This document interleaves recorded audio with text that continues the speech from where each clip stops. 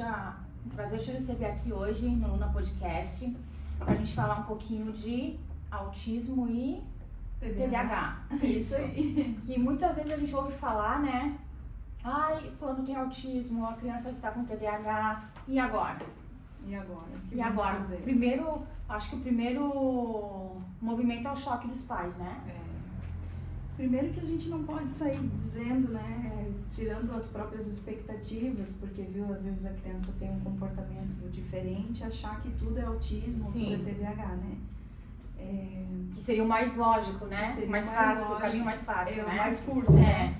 Então, o que a gente orienta lá na clínica? Procurar uma avaliação, né? Falar com o médico. Hoje os médicos, o pediatra, ele perfeitamente pode laudar uma criança com espectro, com TDAH, né? Uhum. Então, assim, ó, como as consultas de psiquiatra e neuro demoram muito tempo para ocorrer, às vezes tu vai para um psiquiatra, tu leva 8, 9 meses para uma consulta. Esse tempo é muito longo para eles conseguir tirar, fazer uma avaliação. Sim. Então, as clínicas, né, a Clínica Despertar e É. outras, também fazem essa avaliação. O que acontece? Tu leva lá o teu filho, né, o médico vai te passar um pedido, pedindo uma avaliação ou multidisciplinar, que daí vai a psicóloga, a fono e o terapeuta ocupacional fazem uma avaliação. Esses 3 profissionais avaliam a criança e te dão uma avaliação para você levar para o médico. Tá. Com essa avaliação, ele vai laudar se a criança tem autismo, se tem TDAH. Tem alguns casos que também são aplicados os testes, né? Que a neuropsicóloga aplica o teste. O pai ou a mãe não necessariamente precisa de um pedido médico. Aham. Ela tá vendo que a criança tem algum comportamento que não está dentro, né, daquela evolução correta, o pai pode levar lá na clínica e pedir para ser feito aplicado um teste nessa criança. Legal. Aí ela vai direto no médico, né? Não precisa ficar esperando 8 meses para ter um novo encontro. Então vai lá e já leva, o médico vai ler toda aquela avaliação e vai laudar se essa criança tem autismo ou não. Então encurta, né? Sim. Acaba O encurtando caminho é mais esse caminho. rápido, né? Porque antes era só médico, né? E daí passava, ia lá numa semana, depois 8 meses para ter de novo. Olha quanta criança Tá perdendo. passou e tá perdendo. Porque assim, ó, tanto o autismo quanto o TDAH, a dislexia, precisa de um tratamento. E aí, se a criança não segue esse tratamento, ela vai regredir. Claro. E não acompanha os coleguinhas, né? Exatamente, não vai acompanhar. A gente sempre fala assim, tem muitos pais que dizem, mas ele não tá falando, mas ele tá no tempo dele. Aham. A gente tem que pensar que não é que tá no tempo, não existe cada um no seu tempo. Claro. Existe assim, eu tenho a minha personalidade, você tem a sua. Mas se a gente pensar que cada um tem um tempo, por que a escola tem um cronograma para seguir? Que a criança tem que estar lendo e escrevendo até a tal idade. Que a carteira de vacinação tem lá o cronograma de desenvolvimento. Até tantos meses tem que segurar a cabeça. Depois tem que caminhar, tem que andar. Então, a gente tem que estar dentro daquela linha. Daquele cronograma, no caso. Cronograma de desenvolvimento. Se não estiver ali dentro, se estiver ou muito adiantado ou muito atrasado, não está dentro do seu tempo. Então, não posso dizer cada um tem o seu tempo para falar. A gente tem que seguir uma Já linha é de dado o desenvolvimento. tempo, né? Exatamente. O tempo já é dado, né? Exatamente. Então, a gente tem uma linha de desenvolvimento para seguir, Aham. né? Então, é isso que os pais têm que se preocupar. Não tá falando. E se começou a ler e escrever com 1 ano, 1 ano e meio? Também daí? tá errado. Né? Não é só porque está atrasado. Quando está adiantado também tem Que algo alguma coisa que está ali que não- fora do desenvolvimento. Só para falar para vocês, pessoal, a Cláudia, ela é proprietária, ela tem mais 2 sócias na Clínica Despertar Desenvolvimento Infantil. Ela trabalha com crianças, né, Cláudia? Isso. De que idade? A gente atende na linha de desenvolvimento, Tá. né? Nós estamos atendendo hoje na clínica até 12, 13 anos. Tá. Né? Mas se vir um pedido para adulto, como tem surgido muitos pais que vão lá para fazer uma anamnese e acabam vendo que, opa, mas eu também fazia isso. Ai, meu Deus, eu também É o fazia mesmo isso. sintoma E que aí eu... começa a perceber que também tem autismo, né? Aí eles pedem uma avaliação para eles. Então a gente também está aplicando a avaliação, a neuro, né, a Luana, aplica a avaliação nos adultos. E o que eu ia te perguntar? Tu é psicopedagoga, né? Sou E o psicopedagoga. que te levou essa paixão por trabalhar assim com crianças? Engraçado. Porque assim, quando eu comecei na educação, eu sempre trabalhei no comércio, trabalhava com meu pai, com meu esposo. E aí eu tinha muita necessidade das férias de ficar com as minhas filhas. Uhum. Aí eu pensei assim, eu vou fazer alguma faculdade que nas férias eu consiga ficar com elas. Ficar com dar atenção só pra elas, não quer Foi mais nada. totalmente o contrário, porque Olha a gente só. fica nas férias também trabalhando, né? Pensando no ano letivo, como que vai ser, trabalhando, planejando. Então, assim, eu segui, pode me jogar em pedra se eu falei isso, mas é verdade, eu fui pelas minhas filhas para poder ter um tempo maior com elas, né, nas férias. Então, eu trabalhava meio período só. E aí foi surgindo esse desejo, despertando essa vontade de conhecer a educação especial. Então, eu fiz pedagogia e fui trabalhar numa escola que é um método húngaro que se chama educação condutiva. Fica lá em Itajaí. Eu trabalhei 1 ano com crianças com lesão cerebral. Então eram cadeirantes, crianças que usavam aquele balão de oxigênio, crianças com sonda, com sonda, né, que tiveram anóxia no parto, hidrocefalia, microcefalia. Então eu peguei toda Já essa pegou o lado bem punk, né? Bem punk, assim. Tanto que pra mim, no começo, foi um choque de realidade. Porque tu vem com os filhos saudáveis e começa a ver... É um mundo diferente, né? Totalmente diferente, né? assim. Tu começa a dar valor pra tua vida, tu começa a dar valor pela vida que tu teve na tua infância. E eu acho que é respeitar o ser humano também. Exatamente. Né? E tu começa a enxergar aquelas mães com outros olhos. Porque hoje a gente recebe muitos... Eu que vou em escola, né, atendo diretamente bastantes escolas, a gente ouve muito, assim, as professoras, diretores, coordenadores, julgando aquela mãe. Ai, mas a mãe isso, ai, mas a mãe aquilo. Mas se coloca no lugar da mãe, sabe? A mãe tá 24 horas com aquela criança com espectro, 24 horas com o cadeirante, ela não tem vida social, ela não tem... Ela vive em função. Ela vive em função daquele filho. Então, assim, serviu para me abrir os olhos de muita coisa, parar de procrastinar, parar de reclamar, dar mais valor, né, a minha vida, a vida das minhas filhas, dos meus sobrinhos. Então, eu aprendi a olhar as coisas com os olhos diferentes. Foi aí que foi me dando um gostinho da educação especial. Foi onde eu digo assim, ó, porque tem que amar muito, né? A gente tem que amar o que faz e amar o outro. Porque sem amar, sem se dedicar, não existe um bom trabalho, né? E quando as crianças chegam lá, Cláudia, na tua clínica, assim, como é que é a reação delas? Elas se sentem... Elas vão meio assim, meio fechadas ou já... Tem umas que já estão meio que assim, ai, que saco, né? De novo. Troquei de clínica. Só que alguns tiram como um parque de diversão, porque é muito colorido, né? É diferente.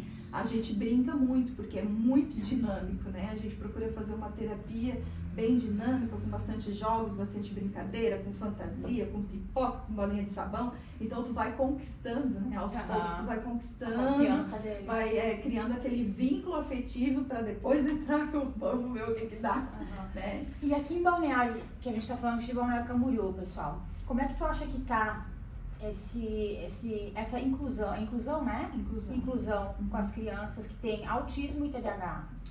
Então, eu particularmente acho que tem alguns lugares que tem um bom trabalho, mas falta muita coisa ainda, né? Uma caminhada ainda muito... Exatamente. A gente não faz inclusão sozinho.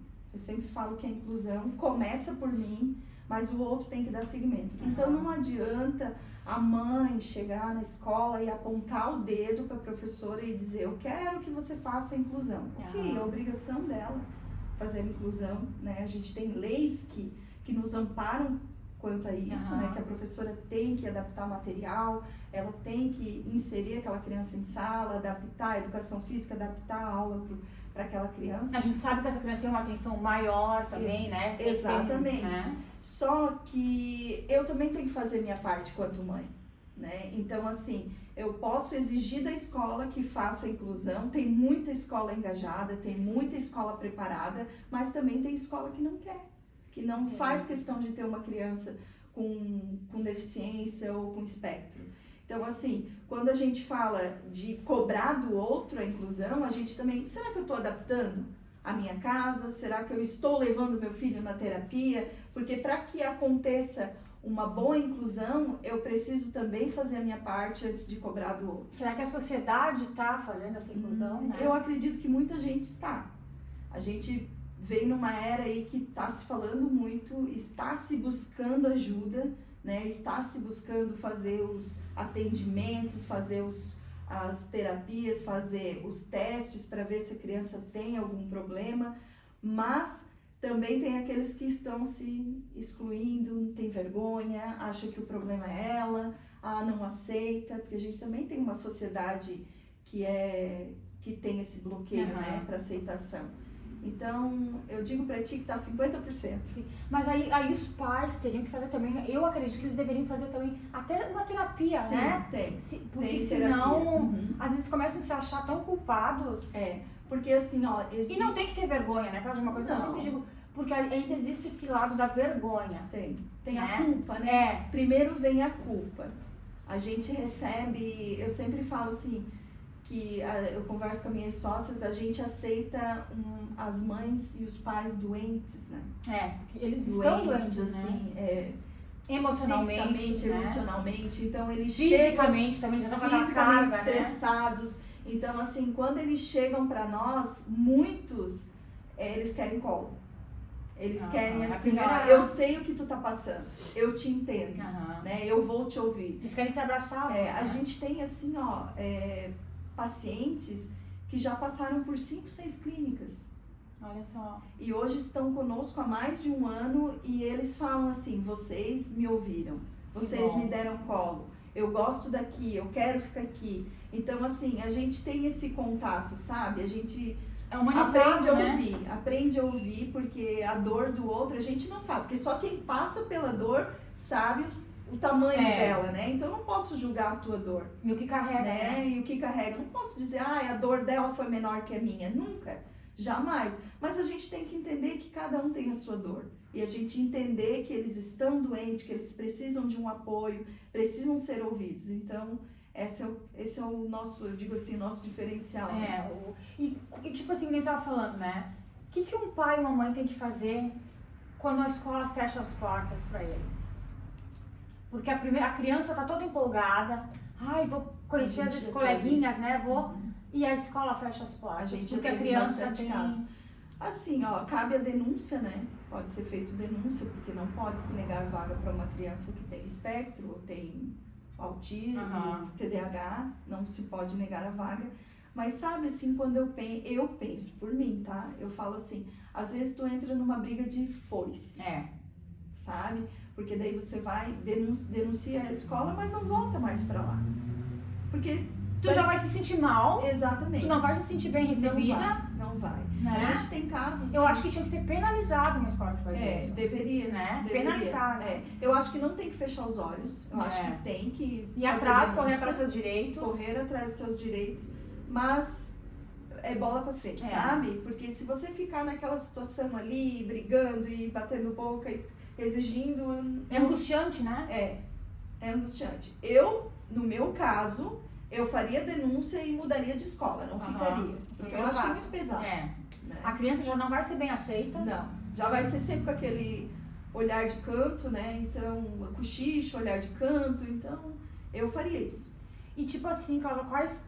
não sei se tu pode falar, os primeiros sinais, assim, de uma criança que ela demonstra ter o autismo ou o TDAH, assim. O autismo, o que mais, assim, é o que mais aparenta no início, que os pais percebem, ou geralmente a professora percebe, porque a gente sempre fala assim, que a mãe que tem um filho só, ela não tem um outro para comparar. Então, às vezes, quem percebe primeiro é a professora. Então, a criança muitas vezes tem uma seletividade alimentar, não come várias coisas, né? Vários, assim, não come grãos, não come alimento da Cortal, começa a perceber essa seletividade alimentar. O toque, tem crianças que não gostam de ser abraçada, ou gostam de ser muito abraçada, porque tem aquela, né, falta de apego, assim. Tem crianças que caminham na ponta dos pés, que não falam. Tem criança com 3 anos que não fala. Então, isso é um sinal bem grave. Mas daí elas vivem no mundinho delas ali, ou elas escutam tudo que a pessoa tá falando, né? Porque o cérebro dela funciona como se o meu funcionasse a 110 e o dela a 220. Então, tudo ela percebe.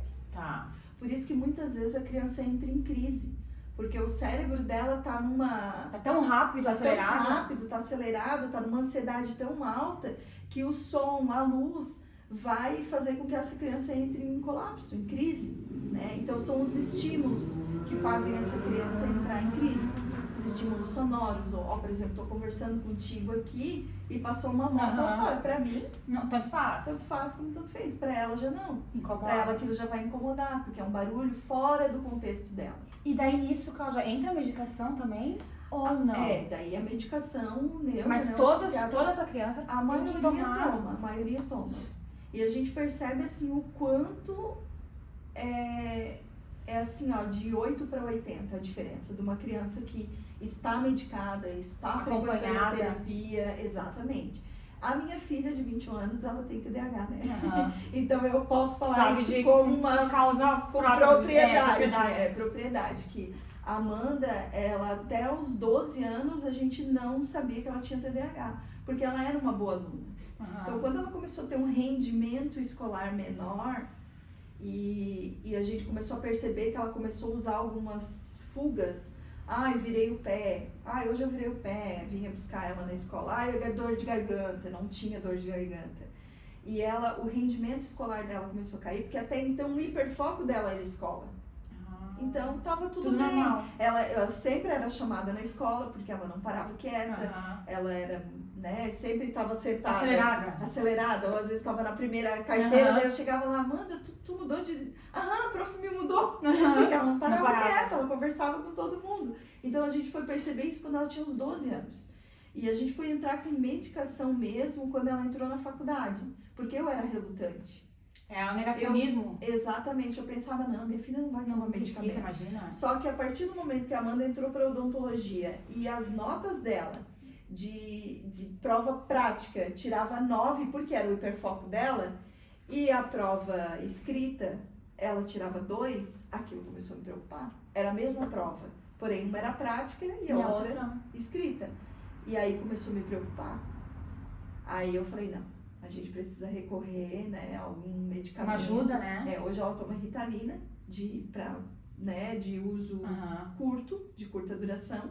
Ela usa mesmo só para faculdade, né? Então, a gente vê a diferença de uma pessoa que está sendo acompanhada por um psiquiatra e com a medicação certa. Então, assim, as notas que eram 2, não deu 30 dias, a mesma prova que ela tirou 2, ela tirou 8,5. Olha só. Então, assim, foi qualidade de vida. Então, as crianças que hoje estão medicadas, claro, não é sair dando medicamento à torta e à direita, sim passar por um psiquiatra ou neuro e ver a necessidade dessa criança, você consegue perceber a calma dela, né, o desenvolvimento escolar dela melhora muito, a concentração, a criança fica mais centrada. Tem criança que antes não sentava em sala de aula. Hoje ela consegue sentar e prestar atenção na aula. Então, assim, claro que tem casos e casos, né? Mas eu consigo ver isso na prática porque eu tenho dentro da minha casa. E me diz uma coisa, o autismo ele tem 3 graus, né? Isso, nível 1, nível 1, nível 2 e nível 3. Tá. O nível 1 é como se fosse uma criança que frequenta a escola, acompanha, mas ela não consegue socializar. Tá. Isso seria um nível 1, exemplo básico para você. O nível 2, a criança vai para a escola, acompanha parcialmente e precisa de uma prova adaptada, precisa que seja toda hora puxado para colocar em mais grupos, atenção no caso. Um pouco mais atenção. Já o nível 3 é uma criança que precisa ser mediada 100% do seu tempo. Para ir no banheiro, para a hora das atividades de vida diária, né? Alimentação, banheiro, beber água, né? Tem crianças que não falam, geralmente são não verbais, nível 3, e precisam de provas adaptadas, precisa de uma auxiliar em sala. Então, mas eles são muito inteligentes, né? Depende. A gente sempre fala que o autismo nunca vem sozinho, né? Ele vem com bônus. Então, assim, se for só o autismo, tem crianças que têm superdotação. Pode vir com superdotação, como pode também vir com uma deficiência intelectual. Tipo como é que chama? Antigamente dizia-se retardo, né? Não, mas não é mental. retardo. Hoje não se usa mais essa nomenclatura. Não, eu digo um atraso no acompanhamento. Um atraso intelectual. Isso, um atraso intelectual. Pode vir com atraso, pode vir com esquizofrenia, pode vir com TOD. Então, são vários casos. A gente, claro, que os casos que são superdotados, as crianças que têm um hiperfoco, se destacam mais, né? Que ela consegue se expressar muitas vezes, né? E aí tu percebe, opa, ele é autista, mas ele tem algo, tem um bônus aí especial, né? Mas nenhum perde seu valor, né? A gente sempre fala que cada um tem o seu jeitinho E a tua clínica ali é por vagas? Tem um X de específico de hoje a gente tem um quadro com 17 profissionais trabalhando, né? É bastante, se for ver, é gente. muita gente, né? É bastante gente, graças a Deus. Temos psicólogos, psicopedagoga, neuropsicóloga, fisioterapeuta, terapeuta ocupacional, musicoterapeuta, eu acho que não esqueci de ninguém. São 16 no total. E crianças? Na faixa assim de... Crianças, eu não sei o número exato, mas eu acho que umas 30. Mas tipo assim, sempre vai ter vaga ou chega um limite? A gente já tá chegando já no... A gente já tá num limite que alguns horários nós não conseguimos mais atender. Tipo, de manhã a gente tá com a nossa agenda praticamente lotada por conta dos horários, né? Porque geralmente a criança que tem autismo, o pai traz para todas as terapias. Então ele chega às 8 da manhã e vai embora meio-dia. E aí outros a manhã inteira vão às 1h30 e vai embora às 6. Então, se fica para todas as terapias, se todos esses ficassem, a gente não teria hoje mais vaga, né? E tem alguns que vêm para apraxia da fala, tem outros que vêm para dificuldade escolar, que daí vai só comigo, né? Que é na parte da psicopedagogia. Tem outros que vêm só para a parte, tirou o aparelho dentário, precisa fazer uma reabilitação, daí a fono atende essa criança, que daí é só para o atendimento de fono. Então, a gente tem algumas vagas ainda, mas já tá... Depois eu vou deixar até nas redes sociais o endereço da clínica, o nome, tudo certinho ali. Se o pessoal quiser procurar, né? Claro, pra ter um atendimento bem... Isso, deixa tudo certinho. A gente conversa, faz uma anamnese com o pai, não cobra por essa anamnese, caso se ele quiser ir lá conversar, a gente conversa, as meninas fazem uma anamnese, né, para ver qual seria a dificuldade. Às vezes não tem nenhum laudo ou não tem ou não sabe nem aonde procurar também, não sabe por onde começar. Vai lá, a gente conversa, né, faz uma conversa rápida, pega assim as primeiras queixas e orienta, né, orienta esse pai se pode já iniciar uma avaliação neuropsicológica ou se já quer passar por um neuro. E eu queria só pra gente encerrar, que tu também tem compromisso, né? Mas outro dia ela vem aqui pra falar mais um pouquinho. O que tu diria pros pais, assim, que estão, sei lá, que estão descobrindo agora que o filho tem autismo, estão meio perdidos, estão ainda em negação, né? Porque às vezes fica, né? Não, meu filho não tem, imagina. Os pais, eles costumam... O que tu diria pra eles? Primeira coisa, a negação, né? Mas assim, a gente como profissional, a gente procura sempre abraçar e dizer para o pai que tudo tem solução, né? A gente nada está perdido. E que o quanto antes eles aceitarem, o quanto antes eles procurarem ajuda, mais rápido o filho vai ter um desenvolvimento melhor.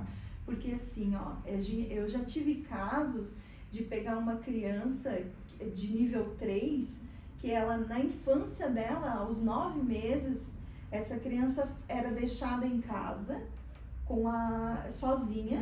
A mãe deixava dentro do berço com uma mamadeira e o som ligado na última altura. Então essa criança já tinha autismo. O que aconteceu? Ela foi colocada a estímulos sonoros tão grave que aquilo foi aumentando o nível de autismo dela. Só prejudicou. Então, da mesma maneira que eu vou negando, esse autismo, né, vai pedalando até que pode ser um nível 2 e passar para o nível 3. E daí é mais difícil. É mais difícil reverter essa situação. Então, quanto antes tu descobrir e tu for em busca, tu for atrás, mas eu não consigo pagar clínica particular, todas as terapias. Começa com começa com a parte da psicóloga, para ir tratando. Vai aos pouquinhos. Para ir tratando essa parte comportamental, né? Então, começa, dá o primeiro passo. Porque assim, a partir do momento que tu aceita, começa a dar o primeiro passo, começa a ver com os outros olhos que nada tá perdido, eu tenho certeza que que vai ter um bom resultado. E outra coisa que a gente deixar bem claro também, né, Cláudia, que a sociedade tem que abraçar essa causa, né? Exatamente. Essa causa. E em casa, os pais ensinar os seus filhos desde pequenininho a aceitação do coleguinha, né? Porque geralmente o coleguinha ele não é aceito na sala. Não. Porque já acham que é diferente. E o Isso. diferente tem que ser aceito. Tem que ser aceito. Né? A gente, Tem que começar a achar que o diferente é o normal. Porque o que é o normal? Não existe o normal. Não. Cada um é um, né? Cada um é único, né? É. A gente é único. Tanto que a gente tem um DNA, né? Isso, cada um DNA. e só existe aquele ali. Só existe Não existe outra Cláudia. Não existe. Né? Exatamente. Então, assim, ó, sempre que eu vou na escola, as minhas sócias Até tu já te interrompendo, já deu várias palestras, né? Já, Nos falando colégios. de manejo, Isso. falando de comportamentos, práticas que deram certo pra mim. No e COC que não que tu já deram foi certo. também, né? Já fui no COC, já fui em algumas escolas do município de Balneário, do estado também, já fui. Agora, semana passada, eu estive numa escola aqui no Monte Alegre, Maria Terezinha Garcia. Fui no Rio das Ostras, fui em várias escolas. Então, assim, eu falo um pouco do manejo, né, dos comportamentos, o que dá certo, o que eu fiz que não deu certo. Então, assim, a prática vai te dando esse acesso. E né, o conhecimento, e o né? conhecimento. E a gente vai passando a nossa experiência. Claro que, às vezes, o que deu certo pra mim não vai dar certo pra você. Mas a gente tem que tentar. Mas tenta, né? Tenta. Ah, não deu certo. Mas tentou? Então, tu só pode dizer que não deu certo, é a mesma coisa. Ah, eu não gosto de café, mas tu já tomou? Tá certo. Então, toma primeiro, depois tu fala pra mim se tu gosta ou ou se é não. ruim, né? Ou se é ruim. Então, pra isso que serve, né? Eu vou nas escolas, oriento, faço isso gratuitamente, não é cobrado, a gente faz mesmo com a intenção de ajudar, de né? ajudar. E esclarecer. Né? Esclarecer dúvidas. E tem muitas professoras que eu recebo relato depois, nossa, Cláudia, que legal, eu fiz tal coisa, eu fiz a rotina com fotos, que legal, eu fazia só escrita e agora eu tô usando com foto, eu fiz o chaveiro, né? E aí elas vão dando relato de coisas que deram certo. E também tem coisas que não vão dar certo com aquela pessoa. Sim. Né? Então a gente procura sempre orientar que as pessoas É por isso, abracem justamente por isso que a clínica já pra, né, os profissionais para ir vendo o que essa criança, né, necessita. Exatamente. Isso que é importante. Então eu queria te agradecer, Cláudia, a tua presença aqui. Eu que agradeço. Muito obrigado. Espero que, se alguém quiser fazer perguntas para a Cláudia, depois eu vou deixar aqui o Insta dela, da clínica também para todo mundo. E ela volta logo pra gente falar mais um pouquinho sobre esse assunto, tá, pessoal? Obrigada. Tchau pra vocês. Beijão. Tchau. Tchau, Cláudia. Muito obrigada. Obrigada.